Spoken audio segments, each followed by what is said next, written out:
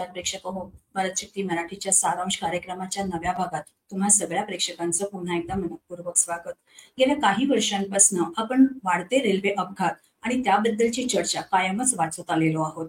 कोणत्याही भारतीय नागरिकासाठी अंतर्गत सुरक्षा ही जेवढी महत्वाची आहे तेवढीच त्याच्या प्रवासाची सुरक्षा सुद्धा तितकीच महत्वाची आहे.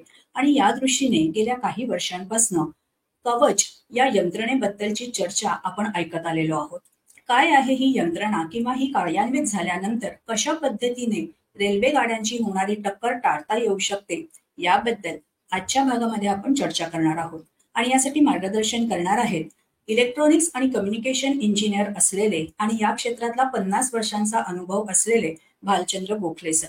सरांची थोडक्यात ओळख करून द्यायची झाली तर ऑगस्ट 1974 ते सप्टेंबर 2001 या कालावधीमध्ये पश्चिम रेल्वेच्या सिग्नल आणि टेलिकम्युनिकेशन विभागात क्लास 1 गॅझेटेड ऑफिसर म्हणून सरांनी विविध पदांवरती काम केलेलं आहे. 1988 साली भारतीय रेल्वेच्या इतिहासातला पहिला ऑप्टिकल फायबर केबल प्रकल्प त्यांनी पश्चिम रेल्वेवरती वेळेआधी पूर्ण केला. यासाठी तत्कालीन रेल्वे मंत्र्यांच्या पुरस्काराने त्यांना सन्मानित करण्यात आलं.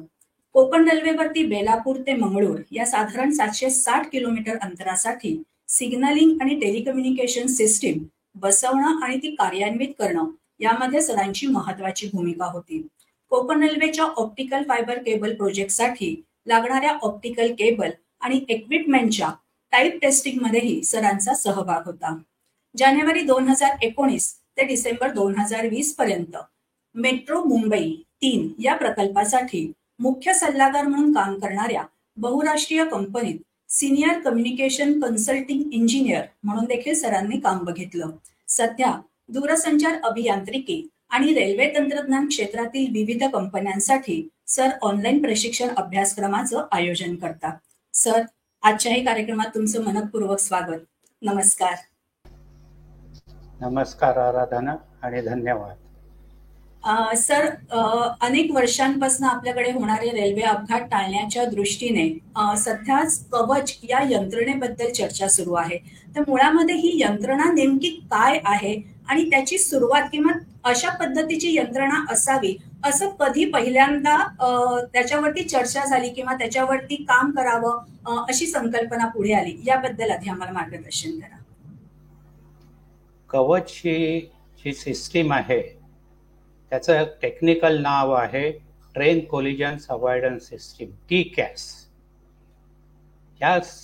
याची संकल्पना होण्यामागे काही मेजर ॲक्सिडेंट्स कारणीभूत आहे. 1998 साली पंजाबमध्ये गोल्डन टेम्पल एक्सप्रेस आणि सैलदा एक्सप्रेसचा खन्ना स्टेशनवरती अपघात झाला होता आणि त्यात जवळजवळ 200 लोकांना आपले प्राण गमवावे लागले. नंतर 1999 साली ऑगस्ट 99 साली घैसलमध्ये कटिहार जलपाईगुर सेक्शनमध्ये परत एक ॲक्सिडेंट झाला होता आणि त्याच्यात जवळजवळ 300 लोकांना आपले प्राण गमवावे लागले होते.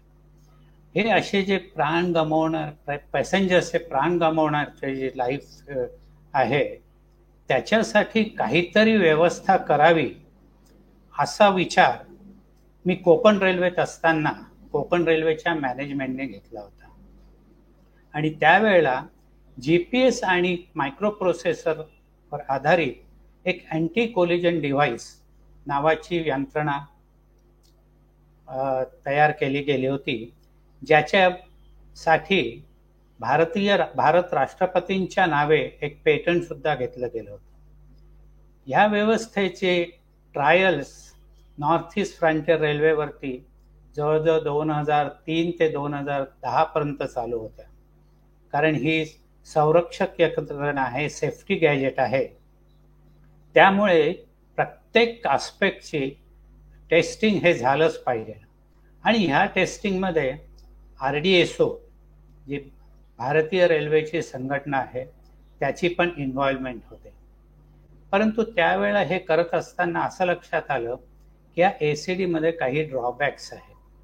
पर्टिक्युलरली हे GPS जे वापरलं जात होतं त्या GPS मध्ये इनहरंटली 2.5 ते 3 मीटरचा डिफरन्स असतो. म्हणजे ॲक्च्युअल ऑब्जेक्ट कुठे आहे आणि तुम्हाला GPSवर ते ऑब्जेक्ट कुठे दिसतं याच्यामध्ये 2 ते 2.5 ते 3 मीटरचा फरक असतो. त्यामुळे ही जी व्यवस्था आहे ती थोडीशी रेल्वेच्या सेफ्टीसाठी योग्य नव्हती. म्हणून ते जे पेटंट डिझाईन होतं त्याच्याऐवजी ओपन डिझाईन करणं याच्यासाठी भारतीय रेल्वेने डिसाईड केलं आणि ते मग RDSOला हँडओव्हर करण्यात आलं. 2012 मध्ये कवच म्हणजे हे आत्ताचं नाव आहे, ते ओरिजिनल नाव आहे ट्रेन कोलिजन अवॉइडन्स सिस्टीम. याचं 2012 मध्ये RDSOने व्हर्जन 3.1.1 या नावाने स्पेसिफिकेशन तयार केलं. आणि हे स्पेसिफिकेशन केल्यानंतर त्याच्या ट्रायलसाठी एक्सटेन्सिव्हली काही झोनल रेल्वेमध्ये काम करायला सुरुवात केली. ही यामागची पार्श्वभूमी आहे. सर, आत्ताचे जे कवच ही यंत्रणा आहे किंवा त्याच्यावरती काम सुरू आहे, ही नेमकी कशा पद्धतीने काम करणार आहे, याबद्दल आम्हाला मार्गदर्शन करा. याच्यासाठी एक डायग्रॅम मी तुम्हाला दाखवणार आहे. त्या डायग्रॅम मध्ये तुम्ही बघाल की 2 इंजिन्स आहेत. ते 2 इंजिन्स 2 स्टेशन्स वरती असलेल्या अँटिनाच्या थ्रू रेडिओ कम्युनिकेशनद्वारे कम्युनिकेशन करत आहे. आता या इंजिनमध्ये आणि स्टेशनमध्ये काय काय यंत्रणा आहेत किंवा काय काय कॉम्पोनंट्स आहेत, इक्विपमेंट आहे, त्याचा एक चार्ट मी तुम्हाला दाखवतो. या चार्टमध्ये तुम्ही बघाल की बेसिकली 2 इक्विपमेंट आहे. एक ऑन बोर्ड इक्विपमेंट म्हणजे जे रेल्वेच्या इंजिनमध्ये लावलेलं असतं, आणि एक आहे ट्रॅक साईड इक्विपमेंट किंवा फिक्स्ड इक्विपमेंट. इंजिनमध्ये लावलेल्यांना मूव्हिंग इक्विपमेंट सुद्धा म्हणतात आणि ट्रॅक साईड आणि स्टेशनवर लावलेल्यांना फिक्स्ड इक्विपमेंट म्हणतात. आता या ट्रॅक साईड इक्विपमेंटमध्ये काय येतं की प्रत्येक रुळाच्या मध्ये असलेले जे स्लीपर्स आहेत त्या 2 स्लीपर्सवरती एक रेडिओ फ्रिक्वेन्सी टॅग लावलेला असतो. आणि हा जो टॅग असतो त्याच्यामध्ये एक अँटिना आणि मायक्रो प्रोसेसर असतं. तर त्या मायक्रो प्रोसेसरमध्ये जी माहिती अगोदर एम्बेडेड केलेली असते ती माहिती आणि अपडेशन हे त्या अँटिनाद्वारे स्टेशन अँटिनाला जातं. आता स्टेशनवरती म्हणजे स्टेशनरी TCAS युनिट जे म्हणतात त्याच्यामध्ये एक कॉम्प्युटर असतो, एक रेडिओ युनिट असतं, ज्याच्या थ्रू टॉवरवरच्या अँटिनाच्या थ्रू ते त्या टॅग्स बरोबर कम्युनिकेशन करत असतं. आणि एक स्टेशन मास्टरचं ऑपरेटिंग कम इंडिकेशन पॅनल असतं, त्याच्यावरती जे काय मूव्हमेंट होते आहे किंवा तुम्ही कम्युनिकेशन करताय ते व्हिडिओद्वारे तो स्टेशन मास्टर बघू शकतो. आता दुसरा पार्ट झाला ऑनबोर्ड इक्विपमेंट म्हणजे इंजिनवरती लावलेले इक्विपमेंट. आता तुम्हाला माहिती की डिझेल आणि इलेक्ट्रिकल इंजिन यांनी दोन्ही बाजूने ड्रायव्हर्स कॅब असतात. म्हणजे ज्या बाजूला तुम्हाला गाडी घेऊन जायची त्या बाजूचा ते कॅब वापरतात, रिव्हर्स असताना दुसरा कॅब वापरतात. त्यामुळे काय होतं की इंजिनमध्ये दोन्ही कॅबमध्ये हे इक्विपमेंट बसवले असतात. त्यामुळे गाडीचं रिव्हर्सल किंवा इंजिन रिव्हर्स डायरेक्शनमध्ये जात असेल तर ते इक्विपमेंट बदलण्याची गरज नाही. आता याच्यामध्ये सुद्धा काय असतं की इंजिनाच्या खाली एक radio frequency reader, tag reader असतो. तो रीडर जेव्हा इंजिन रुळामध्ये स्लीपर्सवर लावलेल्या टॅगवरनं जातं त्यावेळेला टॅग मधली इन्फॉर्मेशन तो RF रीडर रीड करतो आणि ती इन्फॉर्मेशन स्टेशन मॅनेजरकडे पाठवतो. नंतर तिथे सुद्धा एक कॉम्प्युटर असतो जो हे सगळी माहिती प्रोसेस करतो. तिसरं असतं ब्रेकिंग युनिट, की जेव्हा काहीतरी SOS आलाय म्हणजे सेव्ह अवर सोल किंवा काहीतरी डेंजर सिग्नल आलाय तर ह्या इक्विपमेंटने ब्रेक लावण्यासाठी एक ब्रेकिंग युनिट, एक इंटरफेस युनिट असतं.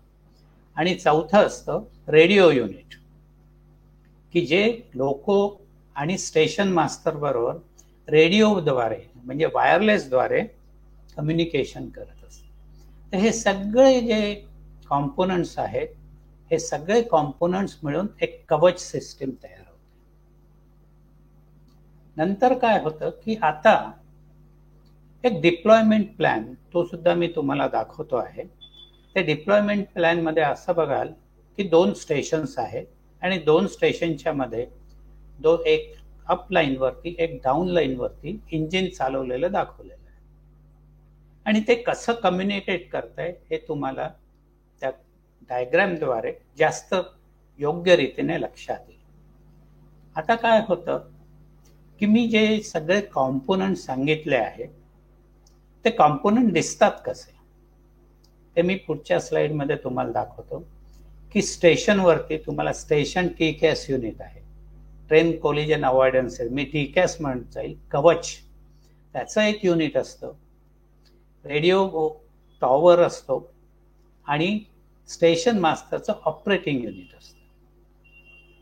नंतर ट्रॅकमध्ये मी म्हटलं की जे स्लीपर्स असतात त्याच्यावरती जे RF टॅग्स लावलेले असतात, ते टॅग कशाला लावलेले असतात ते सुद्धा त्या डायग्राम मध्ये खालच्या बाजूला दाखवलेले आहे. ही एक अरेंजमेंट झाली फिक्स लोकेशनची. दुसरी अरेंजमेंट जी आहे ती ड्रायव्हर कम इंडिकेशन पॅनल. तर ड्रायव्हरकडे एक इंडिकेशन पॅनल असतं ज्याच्यावरती ड्रायव्हरला त्याला माहिती असणारी सर्व माहिती डिस्प्ले केलेली असते. ते सुद्धा म्हणजे नेक्स्ट स्लाइड वरती आहे. त्या स्लाइडमध्ये वरती जर बघाल तर त्या इंजिनची ID असते, म्हणजे त्या इंजिनचा नंबर असतो, त्या जर्नीसाठी त्या इंजिनचा नंबर असतो. नंतर डाव्याकडे तुम्ही बघाल एक टार्गेट असतं की तुम्हाला कुठे जायचं आहे. नंतर त्या सेक्शनमध्ये तुम्हाला परमिटेड स्पीड किती आहे ते डिस्प्ले केलं असतं. म्हणजे ड्रायव्हर फक्त तिथे बघून तो म्हणतो की मला हा परमिटेड स्पीड आहे, याच्यावर मी जाऊ शकणार नाही. त्या परमिटेड स्पीड नंतर करंट स्पीड काय आहे, आत्ता मी माझी जे इंजिन आहे ते किती स्पीडने घेऊन जातोय ते ड्रायव्हरला कळतं. आणि त्याला जे टार्गेट दिलेलं असतं की तुला पुढच्या स्टेशनला लूप लाईन म्हणजे प्लॅटफॉर्मवर जायचं आहे, तर ते टार्गेट किती अंतरावर आहे ते सुद्धा त्याला त्याच्या डिस्प्लेवर समजतं. आता त्या डिस्प्लेमध्ये उजव्या हाताला बघा तर तुम्हाला एक हे दाखवलंय मुव्हमेंट अथॉरिटी. मुव्हमेंट अथॉरिटी म्हणजे त्या इंजिन ड्रायव्हरला कुठपर्यंत जाण्यासाठी परमिशन दिली गेलेली आहे, ते किती डिस्टन्स आहे ते त्याला तिथे दिसतं. त्याच वेळेला त्याला पुढे येणारा सिग्नल किती अंतरावर आहे आणि त्या सिग्नलचं आस्पेक्ट म्हणजे तो लाल आहे, येलो आहे, डबल येलो आहे आणि ग्रीन आहे. कारण ह्या प्रत्येक आस्पेक्टला वेगवेगळे अर्थ आहे. डबल येलो असेल, सिंगल येलो असेल तर तुम्हाला रिस्ट्रिक्टेड स्पीडने जावं लागतं. डबल येलो असेल तर रिस्ट्रिक्टेड स्पीड पण prepare to stop at next stop signal. आणि ग्रीन म्हणजे तुम्हाला परमिसेल स्पीडने तुम्ही जाऊ शकता. आता हे इंजिन ड्रायव्हरला त्याला त्याच्या इंडिकेशन पॅनलवर दिसत असते. ही सगळी माहिती त्याला असते. त्याचबरोबर त्या डायग्राम मध्ये तुम्ही खाली बघाल त्याला लोकेशन, मी कुठे आहे आता, ती लोकेशन सुद्धा किलोमीटर मध्ये समजते. तसंच तुझ्या ड्रायव्हरला समजतं की माझ्या गाडीची लांबी किती आहे, म्हणजे मी ह्या लांबीनी ट्रेन घेऊन जातोय तर मला माहिती पाहिजे की माझ्या गाडीची लांबी किती आहे. आणि हे सगळं त्याला ड्रायव्हर आणि स्टेशन मास्टर यांच्यामध्ये वायरलेस कम्युनिकेशन मधून हे अपडेट होत असतं. आणि त्यासाठी वायरलेस कम्युनिकेशन किंवा वायरलेस स्ट्रेंथ, आपल्या मोबाईलमध्ये आपण म्हणतो ना सिग्नल स्ट्रेंथ किती आहे, 2 कांड्या 3 कांड्या, तशी सिग्नल स्ट्रेंथ किती आहे हे त्याला इंजिन ड्रायव्हरला त्याच्या डिस्प्लेवरती समजतं की माझी सिग्नल स्ट्रेंथ किती. आता ही सगळी माहिती इंजिन ड्रायव्हरला दिल्यानंतर इंजिन ड्रायव्हरने डिसाईड करायचं असतं की मी आता कशा तऱ्हेने ड्रायव्हिंग करू आणि कसं जाऊ. आता दुसरं असं आहे की हे सगळं झाल्यानंतर प्रत्येक ठिकाणी प्रत्येक सिस्टीम ही रिडंडंट असते. रिडंडंट म्हणजे प्रत्येक सिस्टीमला स्टँड बाय म्हणून एक सिस्टीम, हॉट स्टँड बाय म्हणून सिस्टीम असते. म्हणजे तुम्हाला जर स्टेशन मास्टरकडे T-CAS पॉवर सप्लाय लागतो, नॉर्मल पॉवर सप्लाय फेल झाला तर त्याला बॅकअप पॉवर सप्लाय लगेच मिळतो. म्हणजे कोणत्याही प्रकारे तुम्ही एकही वेळ अशी येऊ शकत नाही की त्यावेळेला तुमचं ड्रायव्हर आणि स्टेशन मास्टर यांच्यामध्ये कम्युनिकेशन नाही. हे एक मी सांगितलं ती एक अरेंजमेंट आहे. आणि ही अरेंजमेंट सगळी जी मॉनिटर होते ती सेंट्रल मॉनिटरिंग सिस्टीम. माझी जी पुढची स्लाईड आहे ती स्लाईड दाखवते की या सगळ्या मुवमेंट म्हणजे एकच गाडी असते त्या सेक्शनमध्ये असं नाही. त्या सेक्शनमध्ये प्रत्येक 2 स्टेशनच्या मध्ये एक अप डायरेक्शनला असेल, एक डाऊन डायरेक्शनला असेल, पुढच्या सेक्शनमध्ये अजून 2 गाड्या असू शकतात. या सगळ्या गाड्यांचं मॉनिटरिंग हे सेंट्रल मॉनिटरिंग किंवा सेंट्रल मॅनेजमेंट सिस्टीम मध्ये असतं आणि ते या सिस्टीम मध्ये मी दाखवलं आहे. प्रत्येक स्टेशन हे सेंट्रल मॉनिटरिंग सिस्टीमला लॅन नेटवर्कनी कनेक्ट केलेलं असतं आणि हे लॅन नेटवर्क ऑप्टिकल फायबरनी तयार केलेलं असतं. आणि हे सेंट्रल मॅनेजमेंट सिस्टीम मध्ये तुम्हाला सगळे रिपोर्ट्स बनवण्यासाठी वेगळं एक वेब रिपोर्ट म्हणून तुम्हाला फॅसिलिटी दिलेली असते. आता काय होतं हे सगळं सांगितल्यानंतर तुम्ही म्हणाल की ऍक्च्युअल काम कसं होतं, बरोबर आहे. तर आता तुमची जर परवानगी असेल तर ही सगळी सिस्टीम काम कसं करते त्याच्याबद्दल मी थोडंसं एक्सप्लेनेशन देतो. नक्कीच सर, चालेल. आता तुम्हाला एक RFID टॅग त्याचा एक फक्त स्क्रीनवरती मी एक फोटो दाखवतो. त्या RFID टॅग जो असतो, मी नुसतं सांगितलं की तो RFID टॅग स्लीपरवर बसवलेला आहे. पण हे कुठे बसवले जातात तर RFID टॅग हे प्रत्येकी 1 किलोमीटरवरती बसवलेले असतात. नंतर गाडी डायव्हर्ट जिथे होते म्हणजे पॉइंट अँड क्रॉसिंग म्हणतात की मेन लाईनवरनं प्लॅटफॉर्म लाईनवरती गाडी डायव्हर्ट होते तिथे बसवले असतात. प्रत्येक सिग्नलच्या पायथ्याशी परंतु ट्रॅकमध्ये स्लीपरवर बसवले. आणि मी सांगितल्याप्रमाणे 2 कॉन्झिक्युटिव्ह स्लीपरवरती 2 RF टॅग असतात. कारण हे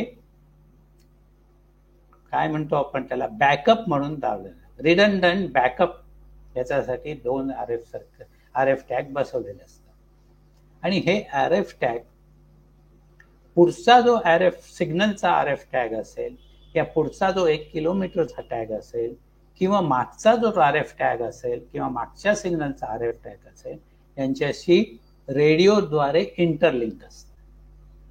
म्हणजे जवळजवळ 2 किलोमीटरच्या प्रवासात तुम्हाला हे पूर्ण RF टॅग ड्रायव्हरला गायडन्स करत असतात. तर ऍक्च्युअली काय होतं एक आपण सिनॅरिओ मोस्टली काही वेळेला हे येतं की ड्रायव्हरनी लाल सिग्नल पास केला.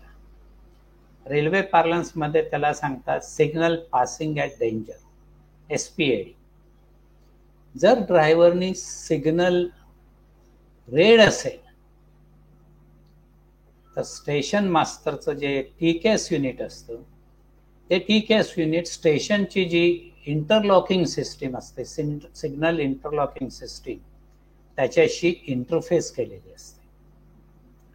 म्हणजे एक पर्टिक्युलर सिग्नल लाल आहे त्याचा पूर्ण डाटा त्या इंटरफेसिंग मधून म्हणजे सिग्नलिंगच्या रिले इंटरलॉकिंगच्या थ्रू स्टेशनच्या टीकॅस युनिटला ती इन्फॉर्मेशन येते आणि ती इन्फॉर्मेशन ड्रायव्हरच्या इंटरफेस युनिटवरती ट्रान्समिट होते.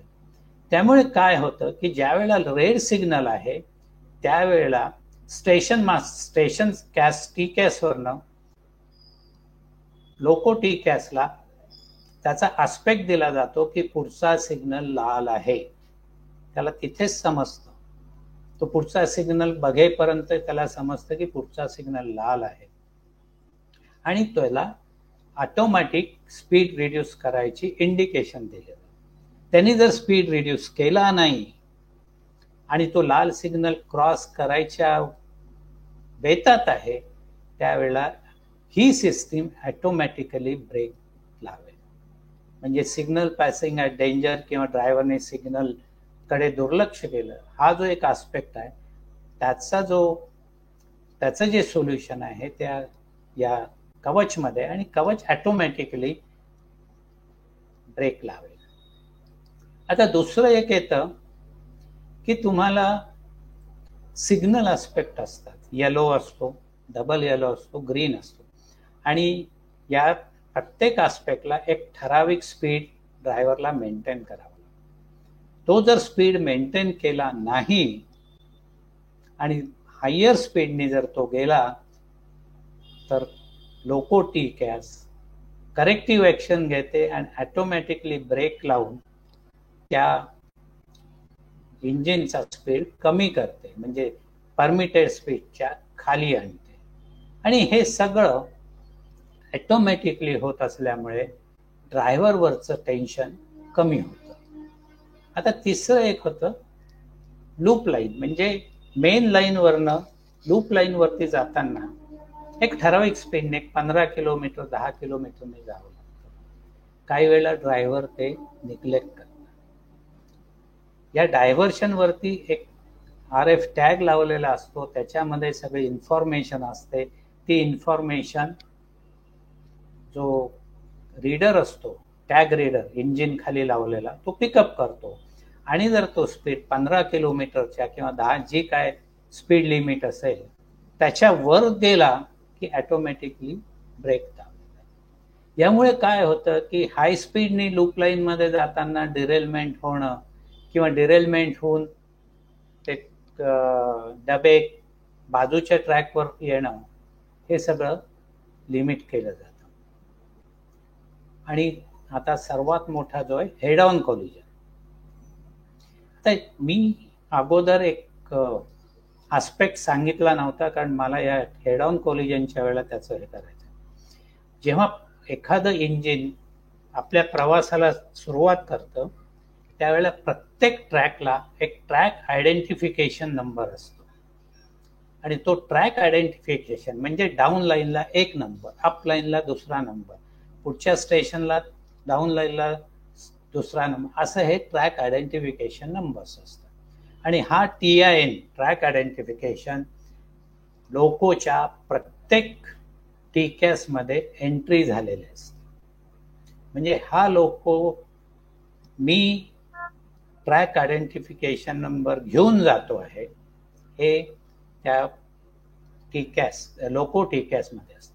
आता समजा एखाद्या इंजिन चुकून त्याच ट्रॅकवरती आला, आता चुकून आलेला नंबर आहे, चुकून आलेले जे इंजिन आहे तो ट्रॅक ID पिकअप करतो. आता डाऊन ID मध्ये जाणाऱ्या इंजिनची पिकअप ID सेम आहे, अप इंजिनची पिकअप ID सेम आहे, म्हणजे ते दोन्हीही एकाच ट्रॅकवर आले आहे.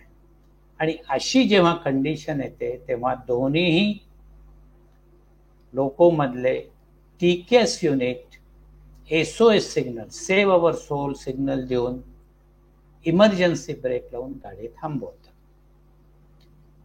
आता काही वेळेला काय होतं की गाडी जात असताना गाडी डिरेल होते.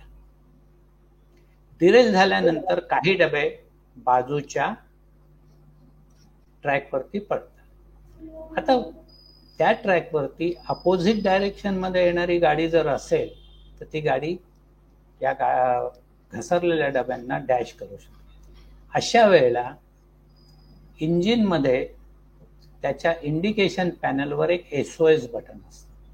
SOS बटन दाबलं की त्या विरुद्ध दिशेने येणाऱ्या इंजिन ड्रायव्हरच्या इंडिकेशन पॅनलवर SOS सिग्नल येतो की पुढे काहीतरी डेंजर आहे, मला गाडी थांबवली पाहिजे. आणि त्यांनी थांबवली नाही तर इमर्जन्सी ब्रेक लागून ती गाडी थांबवली. या सिस्टीममध्ये लॉट ऑफ टेक्निकॅलिटीज आहे, मी त्या याच्यात जात नाही. परंतु हेड ऑन कोलिजन म्हणजे दोन्ही गाड्या एकमेकांच्या समोर येणं टाळलं जातं. एखादी गाडी जात असताना डबे घसरले आणि बाजूच्या ट्रॅकवर गेले आणि समोरून दुसरी गाडी असेल तर त्याला थांबवण्याची अरेंजमेंट या TCAS. एवढंच नाही तर स्टेशन मास्टरला सुद्धा काही वेळा समजतं की ही गाडी तर मी पाठवली आहे पण समोर डेंजर आहे, तर स्टेशन मास्टर सुद्धा SOS बटन दाबून त्या इंजिन ड्रायव्हरला SOS सिग्नल पाठवून त्याची गाडी थांबवू शकतो. यामुळे काय होतं की इंजिन ड्रायव्हरवरचं जे टेन्शन आहे ते कमी होतं. आणि बरेच वेळेला म्हणतात की इंजिन ड्रायव्हर टेन्शनमध्ये असतात, त्यांना कामाचं लोड असतं. काही वेळा मॅन्युअली जे चुका होतात त्या सुद्धा यामुळे अवॉइड होते. अशी ही सिस्टीम आहे. सर, आतापर्यंत फक्त चर्चा आहेत किंवा याचं टेस्टिंग सुरू आहे, तर नेमका का वेळ लागतो? ही सिस्टीम प्रत्येक ठिकाणची किंवा रेल्वेचं जाळं एवढं मोठं आहे, हे एकमेव कारण आहे का? याच्या मागे अजून काही कारण आहेत, हे आम्हाला थोडक्यात सांगा ना. असं आहे, आतापर्यंत मी जे सांगितलं ते आपण फक्त गप्पा गोष्टी केलेल्या आहे, परंतु त्याचं फील्डमध्ये इम्प्लिमेंटेशन करताना पुष्कळ गोष्टी ध्यानात घ्याव्या लागतात. आता तुम्हाला सांगतो की आपल्याकडे जवळजवळ 1,08,000 किलोमीटर ट्रॅक लेंथ आहे. म्हणजे एवढ्या सगळ्या ट्रॅक लेंथवरती प्रत्येक किलोमीटरवरती तुम्हाला टॅग लावायचे. याच्यासाठी इंजिनिअरिंग डिपार्टमेंटकडनं हे सगळे डिटेल सिग्नल डिपार्टमेंटला दिले गेले पाहिजे. नंतर लोको कितीच आहे? आजच्या घडीला भारतीय रेल्वेवरती जवळजवळ 11,000 इलेक्ट्रिकल इंजिन्स आहेत आणि 4,000 डिझेल इंजिन्स आहेत. प्रत्येक इंजिनला 2 बाजूला TCAS इक्विपमेंट लावायचे, म्हणजे 22,000 इक्विपमेंट लावायचे इलेक्ट्रिकल इंजिनमध्ये, 8,000 इक्विपमेंट डिझेल इंजिन.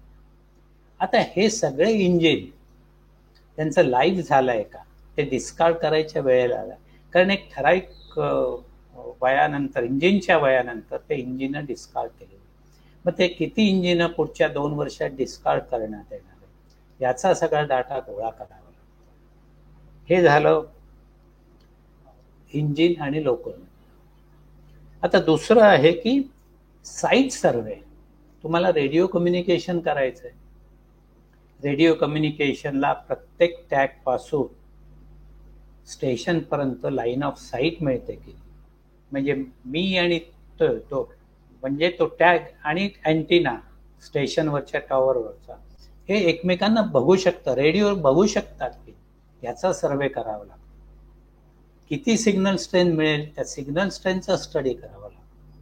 नंतर कोणत्या टाईपची अँटिना मी टॉवरवर लावणार, टॉवरची हाईट किती, मला जर तो पूर्ण एरिया कव्हर करायचा असेल तर टॉवरची हाईट किती, त्या हाईटवरती अँटिना मी किती डिस्टन्सवरती, किती उंचीवरती लावणार, हे सगळं सर्वे करून डिसाईड करावं लागतं. त्याच्यानंतर तुमचं एक डिझाईन तयार होतं. आता एक सर्वे झाला, डिझाईन झालं, त्याच्यानंतर तुम्हाला जे येतं ते तुम्हाला इंजिन तुमच्या हातात मिळतील का, कारण ह्या इंजिन सतत लाईनवरती असतात. त्याच्यामध्ये हे इक्विपमेंट लावण्यासाठी जेव्हा इंजिन मेंटेनन्ससाठी त्यांच्या शेडमध्ये जातील त्यावेळेस तुम्हाला ते इंजिन मिळतील, कारण कोणीही इंजिन असे स्पेअर करून तुमचा जो ट्रॅफिक आहे त्याच्यावरती इफेक्ट करणार नाही. त्यामुळे ट्रिप झाल्यानंतर किंवा त्यांचं रुटीन मेंटेनन्सला मेंटेनन्स शेडमध्ये जेव्हा इंजिन येईल त्यावेळेला तुम्हाला हे मिळते. तर हे सगळं करण्यासाठी RDSO अप्रूव्ड अशा 3च फर्म आहेत. एवढा मोठा पसारा या 3 फर्मना बेअर करायचा असेल त्यावेळेला काहीतरी प्रॅक्टिकल डिफिकल्टीज येतात. आणि हे प्रॅक्टिकल डिफिकल्टीज असल्यामुळे की आज म्हटलं मला कवच लावायचं आहे हे लगेच शक्य नाही.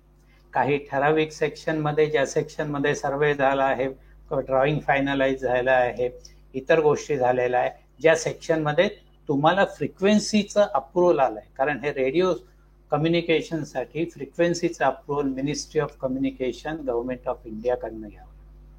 आणि हे सगळं करण्यासाठी, या पॅरलल प्रोसेस करण्यासाठी हा वेळ लागणार. त्यामुळे कवच येणार नक्की येईल, परंतु त्याच्यामागे काहीतरी टेक्निकल प्रोसेस आहे. ती प्रोसेस झाल्याशिवाय कवचचं इम्प्लिमेंटेशन न करणं हे चांगलं. आणि म्हणूनच सगळी प्रोसेस पूर्ण झालं की कवच हे पूर्ण भारतीय रेल्वेवरती येणार आणि भारतीय रेल्वेमध्ये प्रवास करणाऱ्या पॅसेंजर्स सेफ्टी आणि सिक्युरिटी ही एन्श्युअर केली जाणार, यात मला किंचितही किंतु वाटत नाही. सर, आता तुम्ही एक मुद्दा सांगितला की एवढा मोठा पसारा आहे आपल्या भारतीय रेल्वेचा, तरी सुद्धा वेगवेगळ्या विभागांमध्ये हे सर्व्हे सुरू आहेत. पण तुमचा 50 वर्षांचा अनुभव लक्षात घेता असा कुठला विभाग आहे का तिथे कवचचं हे टेस्टिंग करणं किंवा ही इम्प्लिमेंट करणं हे थोडंसं आव्हानात्मक आहे, असं कुठला विभाग आपल्या समोर आता आहे का? असे विभाग म्हणजे जो विभाग डोंगराळ भागात आहे. कारण जिथे डोंगराळ भाग असतो तिथे radio communication, line of site मिळणं मुश्किल असतं. त्यामुळे जिथे प्रत्येक रेल्वे विभागात कुठे ना कुठे डोंगराळ भाग आहे, त्यामुळे हे रेडिओ कम्युनिकेशन डोंगराळ भागात कसं करायचं, मग त्यासाठी ॲडिशनल टॉवर कुठे बसवायचा, त्यामुळे तुम्हाला लाईन ऑफ साईट मिळेल, त्याचं पण विचार करावा लागतो. आता काही सेक्शनमध्ये लॉंग टनेल्स आलेले आहेत. कोकण रेल्वेमध्ये 6 आणि 6.5 किलोमीटरचे टनेल्स आहे. पूर्वेकडील काही रेल्वे झोनमध्ये काही टनेल्स आहेत. या टनेल्समध्ये रेडिओ कम्युनिकेशन कसं करणार? अर्थात नवीन टेक्नॉलॉजी आहे, लिकी केबलमुळे तुम्ही या टनेल्समध्ये सुद्धा अनइंटरप्टेड कम्युनिकेशन देऊ शकाल आणि तुम्हाला अनइंटरप्टेड कम्युनिकेशन मिळाल्या म्हणजे reliability of the system is definitely increase in such locations. बाकी जिथे टरेन क्लिअर आहे, लाईन ऑफ साईट आरामचे, तिथे काही हा प्रश्न येऊ शकत नाही. सर, खरं तर महाभारतामध्ये कर्णाला असणारी कवच कुंडल आणि त्याला होणारा फायदा आम्ही वाचत आलेलो आहोत. पण आपल्या भारतीय रेल्वेने ह्या तंत्रज्ञानासाठी किंवा या यंत्रणेसाठी हे जे कवच नाव घेतलेलं आहे ते किती समर्पक आहे हे आजच्या या चर्चेतनं आपल्या प्रेक्षकांपर्यंत पोहोचलेलंच आहे.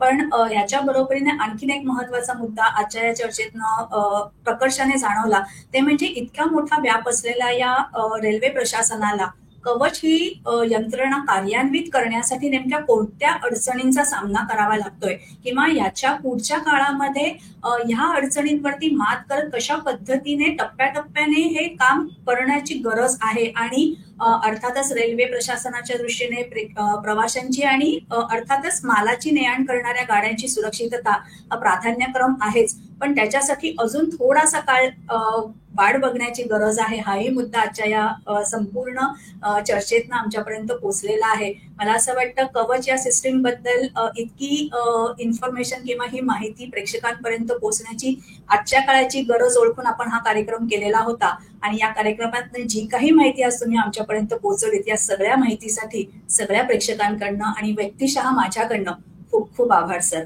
धन्यवाद. नमस्कार. धन्यवाद. नमस्कार. प्रेक्षक हो, आजच्या भागात मिळालेली ही माहिती तुम्हाला कशी वाटली हे कमेंट्सद्वारे आमच्यापर्यंत नक्की पोहोचवा. त्यासाठी काय करायचंय, भारतशक्ती मराठी या युट्यूब चॅनलला लाईक करा, शेअर करा, सबस्क्राईब करा. याशिवाय इतर सोशल मीडिया प्लॅटफॉर्मना सुद्धा तुम्ही फॉलो करत असाल अशी आम्हाला आशा आहे. भेटूया सारांशच्या पुढच्या भागात एका नवीन विषयासह. तोपर्यंत नमस्कार.